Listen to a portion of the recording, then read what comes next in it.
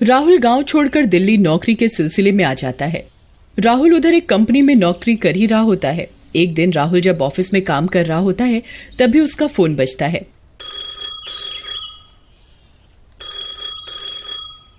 Hello, कौन? Phone से आवाज आती है। सर, मैं आशी बात कर रही हूँ, क इंडस्ट्रीज से। ये सुनकर राहुल बहुत खुश हो जाता है। हाँ मैडम, बोलिए। राहुल, हमारे यहाँ पर एक वैकेंसी है जो मुझे लगता है आपके लिए बहुत अच्छी रहेगी और आपकी प्रोफाइल से मैच करती हुई ही है। जी मैडम, बताइए। ये वैकेंसी मुंबई में है, आपको मुंबई शिफ्ट होना पड़ेगा। ठीक है मैडम। देखते ही देखते राहुल उस नई कंपनी का इंटरव्यू क्लियर कर देता है और मुंबई चला जाता है।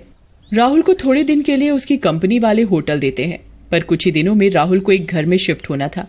देखते ही देखते राहुल को एक अपार्टमेंट में एक रूम मिल जाता है जो खाली होता है।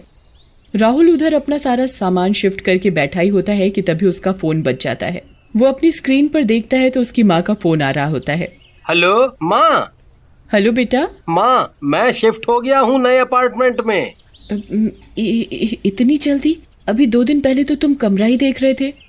वो हुआ यूं माँ, यहाँ पर इस कमरे के मालिक को जल्दी जाना था विदेश, इसलिए उन्होंने मुझे ये कमरा जल्दी दे दिया। क्या ये वही कमरा है जो तुम 2 दिन पहले देख कर आए थे? जी माँ। ये सुनकर राहुल की माँ बहुत डर जाती है। अरे बेटा, वो जगह ठीक नहीं है, उस जगह भूतों का वास है। अरे माँ, ये आपको किसने बोला? तेरे चाचा का बेटा है ना मोनू, मैंने उससे बात की थी और जगह बताई थी। उसने बताया कि वो जगह ठीक नहीं है, उधर आए दिन कुछ न कुछ घटना होती रहती है। राहुल अपनी माँ को तसल्ली देता हुआ। अरे माँ, ऐसा कुछ नहीं है, मैंने यहाँ जांच पड़ताल कर ली है, यहाँ ऐसा कुछ नहीं है। पर मुझे मोनू ने बताया कि वो सोसाइटी भूतिया है। ओफो माँ, आप ये बेफजूल की बातों में मत आओ। हाँ, मैंने अपने कमरे के ऊपर वाले कमरे को भूतिया सुना नहीं, पर मेरा कमरा ठीक है। बेटा, ये बुरी शक्तियों का प्रभाव आसपास की जगह पर भी छोड़ती है। क्या उस कमरे से दूर कोई कमरा नहीं मिला तुम्हें? माँ, आपको तो पता ही है, मुंबई में किराए का कमरा, वो भी ढंग का, बहुत मुश्किल और महंगा है। इस सोसाइटी में और भी कमरे थे, पर उनके मालिक अभी किराए पर देना नहीं चाहते थे। वहीं मेरे कमरे का मालिक विदेश जा रहा था, इसलिए उसने मुझे कमरा किराए पर और सस्ता दे दिया। काफी शांत इलाका है और यह मेरे कमरे के लिए अच्छा है। ठीक है बेटा, पर जल्दी से जल्दी पूजा करवा लेना, इससे सारी बला दूर रहेंगी। अपना ध्यान रखना बेटा। ये बोलकर माँ ने फोन काट दिया। राहुल ने भी फोन रख दिया और सो गया। राहुल एक इंटीरियर डिजाइनर था और अपना बहुत सा ऑफिस का काम घर से ही किया करता था। अकेले शांति भरी जगह पर उसे नए नए आइडिया आते। बिना किसी बाधा के वो अपना काम किया करता। मुंबई में ऐसी जगह ढूंढना बहुत मुश्किल था। वो जहाँ रहता था वहाँ पर शांति थी। फिर वहाँ कुछ ही दिन में मुंबई मेट्रो का काम चालू हो गया, जिसके कारण उधर बहुत शोर रहता। एक दिन राहुल अपने रूम में बैठा होता है, तभी वो देखता है कि उसका लैपटॉप खुद ब खुद चल रहा होता है।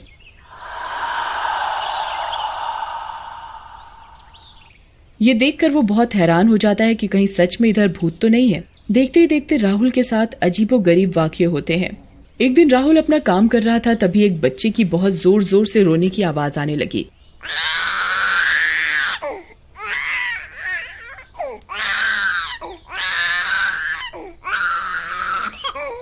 जैसे कि बच्चा उस कमरे के बाहर ही रो रहा हो।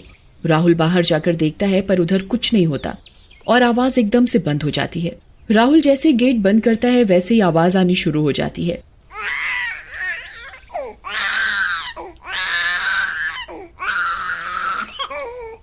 ये देख राहुल बहुत डर जाता है। ऐसा कैसे और क्यों हो रहा है? राहुल दोबारा गेट खोलता है, फिर से आवाज बंद हो जाती है। ये देख राहुल बहुत डर जाता है।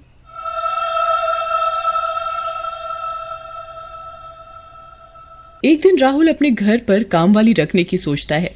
वो अगले दिन अपने पड़ोसी शर्मा जी का दरवाजा खटखटाता है। वो गेट खोलते हैं। शर्मा जी बहुत अजीब से दिख रहे होते हैं। उनकी आंखें चढ़ी हुई, बिल्कुल लाल और नाखून भी एकदम लंबे। कौन हो भैया? जी, मैं आपके साथ वाले कमरे में नया शिफ्ट हुआ हूँ। जी हाँ, बोलिए। मुझे यहाँ काम वाली का पता करना है। आपकी काम वाली किस समय आती है? मैं उससे एक बार बात कर लूंगा जब वो आएगी। जब वो आएगी तो मैं बता दूंगा। ये देख राहुल बहुत अचंभित होता है। राहुल खुद से बात करते हुए, ऐसे कैसे पड़ोसी हैं ये? ऐसे तो कोई मुंह पर दरवाजा बंद नहीं करता। उसी दिन शाम को राहुल के घर की घंटी बजती है। राहुल दरवाजा खोलता है। वो उधर एक बहुत सुंदर औरत को देखता है। जी, आप कौन? जी, मैं शर्मा जी के घर पर काम करती हूँ। उन्होंने मुझे बताया कि आपको काम वाली की जरूरत है। राहुल देखकर हैरान हो जाता है कि ये इतनी सुंदर औरत काम वाली कैसे हो सकती है। इसने तो सोना भी बहुत सारा पहना हुआ है। जी जी, हाँ, मुझे काम करवाना था। जी हाँ, मैं कर दूंगी साहब आपका काम। मैं रोज सुबह जब शर्मा जी का काम करूंगी, करते ही आपके घर आ जाऊंगी। ठीक है। अगले दिन कोमल राहुल के घर का काम करने आती है। कोमल पोछा लगा ही रही होती है कि तभी वो देखता है कि कोमल की गर्दन चारों तरफ घूम जाती है।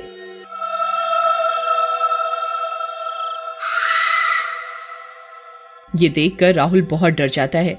वो अंदर ही अंदर सोचने लगता है, ये कोमल अंदर ही अंदर ऐसे कैसे कर सकती है। आए दिन राहुल के साथ कोमल को लेकर अजीबोगरीब वाकये होने लगे। एक दिन कोमल झाड़ू लगा रही होती है, तभी राहुल देखता है कि कोमल का हाथ बिल्कुल लंबा हो गया है और उसने पूरा हाथ बेड के नीचे झाड़ू के चक्कर में डाल दिया है। अरे ये क्या कर रही हो तुम कोमल? ये क्या हो रहा है तुम्हारे हाथ को? कोमल का हाथ एकदम ठीक हो जाता है। क्या हुआ साहब? मैं तो बिल्कुल ठीक हूँ। कहीं आप सपने तो नहीं देखने लग गए? कोमल ये बोलती है और जोर जोर से हंसने लग जाती है। राहुल सोच में पड़ जाता है कि उसके साथ ऐसी अजीब हरकतें क्यों हो रही हैं। वो सोचता है कि वो कल से रोज सुबह उठकर पूजा करेगा। अगले दिन राहुल सुबह उठता है, तभी उसके घर की घंटी बजती है। राहुल दरवाजा खोलता है। अरे कोमल, आज तुम इतनी जल्दी कैसे आ गई? आज शर्मा जी के यहाँ काम करने नहीं गई क्या? अरे साहब, मैंने सोचा कि आज आपके घर का काम कर दूं पहले। ठीक है, तुम काम करो, इतने में मैं नहा लेता हूँ। राहुल नहाकर पूजा करने लगता है। ये देखकर कोमल बहुत जोर जोर से चिल्लाने लग जाती है।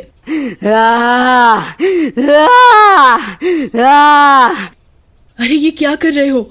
ये क्या कर रहे हो तुम? ये पूजा उजा में कुछ नहीं रखा। ये सुनकर राहुल बहुत हैरान हो जाता है कि आखिर कोमल ऐसा क्यों कह रही है। कोमल पूरी कोशिश करती है कि राहुल पूजा ना करे। राहुल कोमल की ना सुनते हुए वहाँ जैसे ही मंदिर में दीपक जलाने लगता है, तभी कोमल राहुल को जोर से धक्का देकर पीछे गिरा देती है। अरे कोमल, तुम मुझे पूजा क्यों नहीं करने दे रही? कोमल तभी चुड़ैल का रूप ले लेती है। तू कैसे करेगा पूजा? मैं भी देखती हूँ आज। तुझको समझ में नहीं आ रहा कि तेरे पूजा करने से मुझे कितनी तकलीफ होगी। मेरी शक्तियाँ कम होती हैं तुम जैसे आदमियों की पूजा करने से। तू पूजा करेगा उससे पहले मैं तुझे जिंदा मार दूंगी। राहुल जोर से दरवाजे की तरफ भागता है और शर्मा जी के घर की घंटी बजाता है। शर्मा जी, कोई है? कोई है? मुझे बचा लो शर्मा जी, मुझे बचा लो। तभी शर्मा जी अपने घर का दरवाजा खोलते हैं। क्या हुआ राहुल? वो कोमल, वो कोमल,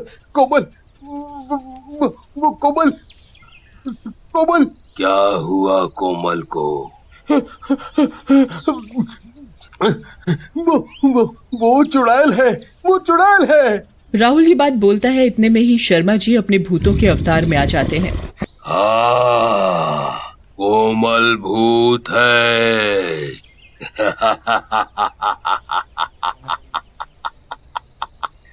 वो मेरी ही पत्नी है। मैंने उसे तेरे पास तुझे मारने के लिए भेजा था। आज तेरा सर्वनाश होगा।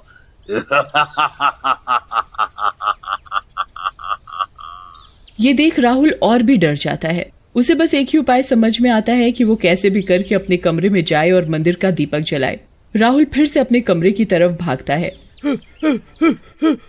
उसके पीछे कोमल और शर्मा जी भी उसका पीछा करते हैं। राहुल अपने कमरे में जाने के साथ ही अपने मंदिर का दीपक जला देता है और हनुमान चालीसा पढ़ने लगता है। ये देखकर शर्मा जी और कोमल बहुत जोर जोर से चिल्लाने लगते हैं। अरे, इसने ये क्या कर दिया? अब हम इसके पास नहीं जा सकते। ये पूजा करनी बंद करेगा, तभी हम इसे अपने जाल में ला सकते हैं। राहुल फोन कर अपनी माँ को सारी बात बताता है। उसकी माँ उस कमरे में हवन करवाने को बोलती है। राहुल अगले ही दिन अपने कमरे में हवन करवाता है। उसके बाद राहुल को वो भूत या चुड़ैल का कोई साया नजर नहीं आता।